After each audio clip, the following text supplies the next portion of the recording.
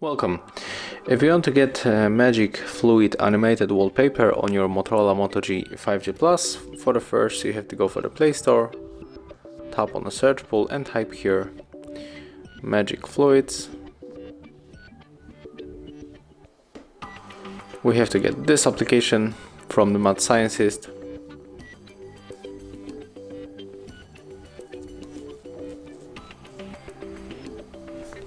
Right now let's open. And here's the preview how it is going to look. You can also enter the settings,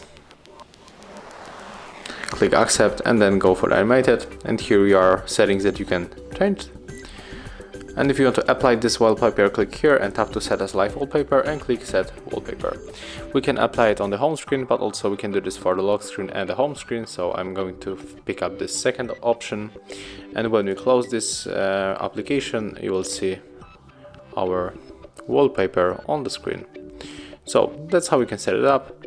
Thank you guys for watching. Leave thumbs ups, comments and subscribe to our channel.